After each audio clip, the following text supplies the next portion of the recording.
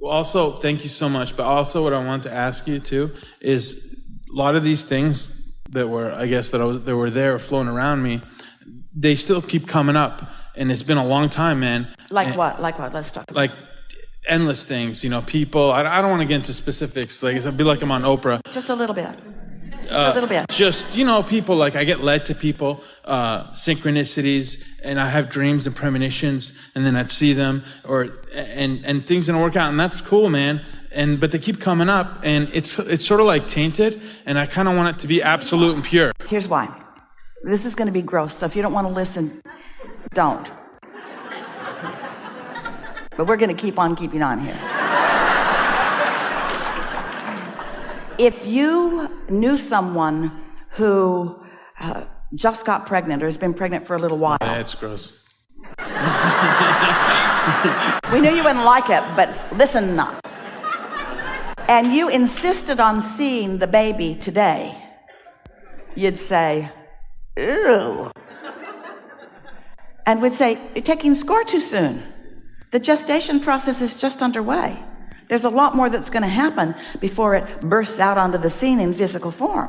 And when it comes, you're going to like what you see. But if you look too soon, you might not like what you see because it's not ready to be seen. Yeah. That was gross. But this is a subject of vibrations turning to thoughts and thoughts turning to things.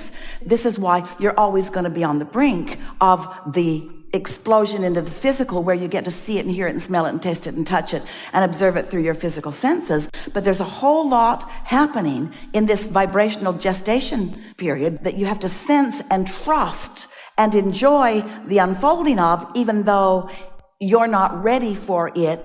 These words will help. It's being revealed to you at whatever state it's in. Your realization of it is dependent upon what you're able to see. And so we're just asking you to step back and be a little more general in your looking.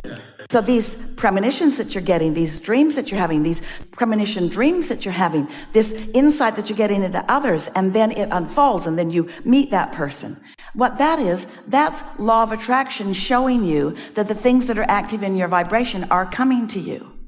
But don't try to make everything that shows up in every moment the meaningful, all-ending thing that you want it to be. Take it as a sign that it is, that you are letting more and more and more of what you want in, and this is evidence of you letting more and more of it in. Be more general and be a little easier about it. Because the way you're telling the story, this is what you believe. You believe that this all works, and you believe that the law of attraction is real, and you believe that you have an inner being, and you believe that your inner being is calling you. In other words, as we were offering things to you, we were feeling resonance from you in most, if not all, of what we have been offering to you here. But here's something that you believe that you've picked up along your physical trail, and it was evident in the very first example that you gave to us. You believe that those who don't care about you are jacking with you. Are screwing me? Yeah. Yeah, it's 100% true. You believe that there is a malicious intent that is in the way of Absolutely. Your good outcomes. Yeah, and I never even said that, and you knew that. We know. I absolutely 100% believe that, 120%. And I never said it. They were here. I never said anything. And so, the reason that you believe it is because you, and most other people too, you believe that your words should count for more than they do, and you're not taking into consideration your vibrational point of attraction. So since you believe that you're not doing it to you and it's happening, then they must be doing it to you because they're present when it's happening. This has been coming up for Esther a lot lately, when she says out loud to herself, there's only attraction, there's no assertion. So whatever I'm getting from whoever I'm getting it from, I'm attracting it, which means it's active in my vibration. It's active in my vibration. So if I don't want to get it, then something has to change in what's active in my vibration. And here's what it is. Here's what it is. Ready? So many people, most of you included, Esther too, to some extent, try to control those around you through fear. Here's what we mean. I'm your employer. and I hold the power. And if you don't please me, I will fire you. And if you're really afraid, you'll do what you think I want you to do. Isn't that sort of the way the world goes around? I hold the power, and you must behave, or I will exercise my power. Feels very real, but it isn't. It isn't. So that's someone who's controlling through fear. What about somebody who controls through, you will hurt me if you don't do what I want you to do, through depression or through sadness or through vulnerability? So let's say that you are a parent or an employer, a parent, who has been controlling your children through fear. You don't do that, you don't get your allowance. You don't do that, you don't get to go out. Do that, I'll take your cell phone away from you. So this is a parent or a person who has given up all of their true connection and leverage and power and clarity, who is hanging on to humaning kind of tactics and not getting good results. So they puff up bigger and bigger, and they get meaner and meaner and louder and more controlling. So we've been saying for a long time to parents, and we mean it to everyone, whether you're a parent or an employer or an employee, and that's what our friend was calling out. We've been saying, talk to your children as much as you can, but only when you are in alignment with who you are. So you can control through love, because when you're hooked up to who you are, that's your point of attraction, and you will always receive from anyone that you're interacting the best that they are able to give you. And if you are consistent in controlling your life through love, which means you can call it love or clarity or interest or joy. In other words, you can use lots of different words. Satisfaction, that means that alignment. But if you are dealing with that and making sure that that's where you are, then you bypass whatever bogus stuff that they've got going on.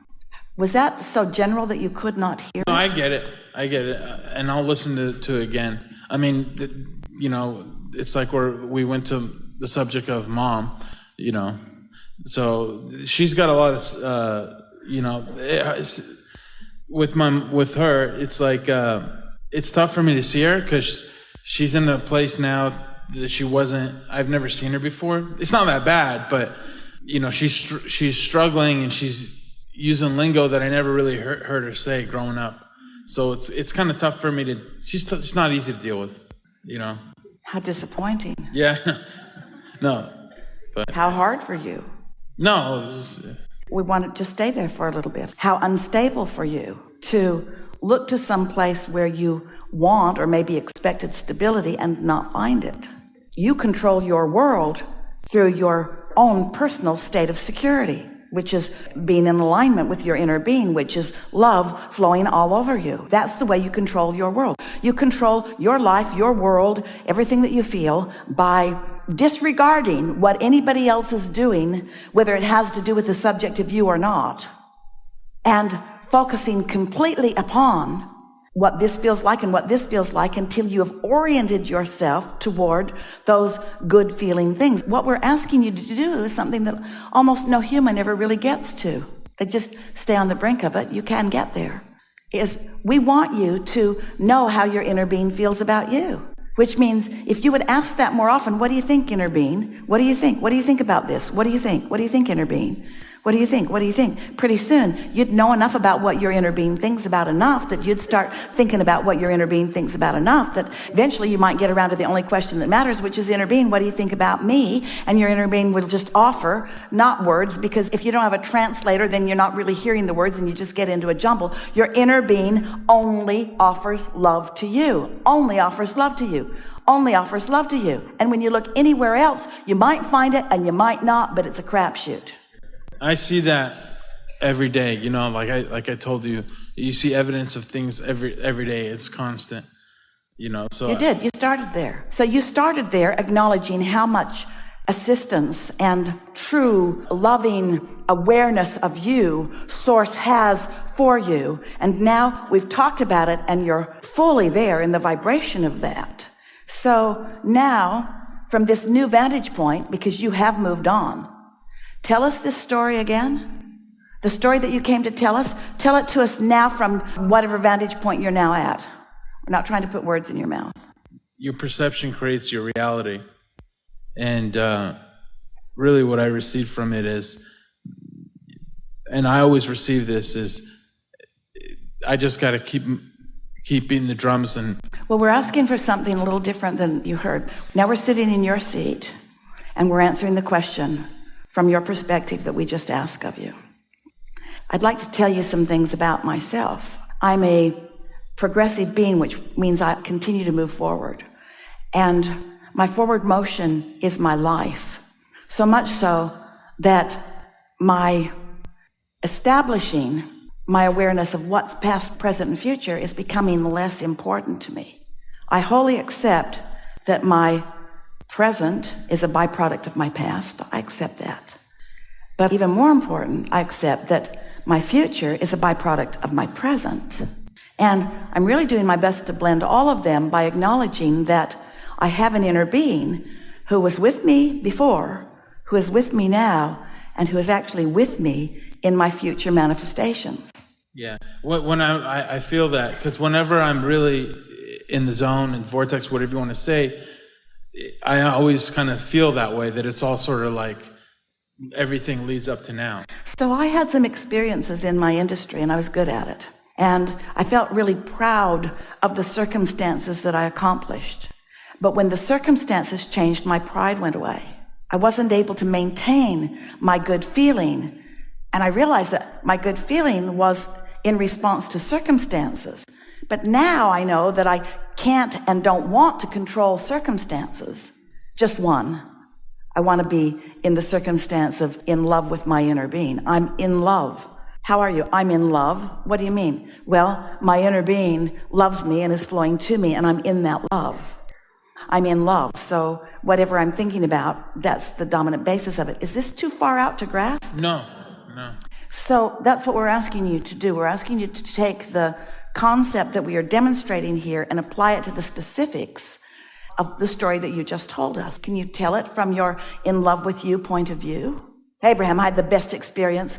I got so good at what I did. Oh, I was flying so high. Okay, I was just you're saying like create it. No, we're saying tell the true story. We're asking you to tell the true story. We're not asking you to look at the 6-week-old fetus. We're asking you to tell the true story. I'm on my way to big things, and everything I've lived has been part of that. And the bigness of my life is so obvious to me, and I can feel... This thing is huge. I mean, honestly, dude, like, I'm not even... This thing is huge. I mean it. I've seen... When I've seen, like, things happen, or... I know it's huge. I can feel it. My power. That is honestly the truth. It's bigger than I even imagined. Like, there's no limit. It's so ridiculous. I always say this. And that's the truth. I'm not saying this I live in a mansion, right? I drive a nice car. I don't want to say it because it's not true, but my bank account wasn't there. So for me to be logically where I am, I look at it every day. I'm like, well, it doesn't even make sense because I know anything's possible. For someone with a shitty credit, no money, to live where I live and to drive my car, it's not even logical. And that's nothing. I know that's nothing. Are you telling us that you're spending your vibrational currency? Yeah. I'm just being honest, you know. My landlord is the nicest guy in the world. And I'm not just saying this because you told me to say it. Like, that's why I waited. You know, you asked me. I don't like to BS. So that's the truth. And I know... And that's really what I was asking when I came up here, because it's like, because these things happened so long ago, it's like now they're a little tainted. I'm like, well, dude, I expected the best. You know what I mean? And when you were talking earlier, when you say that you're on the brink, that what you were saying is, I'm on the brink of doing it the way humans think I should do it, when the reality is that I'm on the brink and way past the brink in the way that the non-physical allows me to do it. I'm not living my life the way most people do. I've hooked into something that I can't explain, but is real. Absolutely. And that's why I always wanted to like have a conversation, even though I know I don't need to have a conversation with you. But it sure is fun. It's good. It's very nice, honestly, because it's a nice touchstone. But because I've been on this journey ever since that night I told you about. And I can't talk to you. You just can't talk to anybody, and there's not a lot of people. Nobody's ever going to get you. No one's ever going to get it. Just give it up. Yeah, absolutely.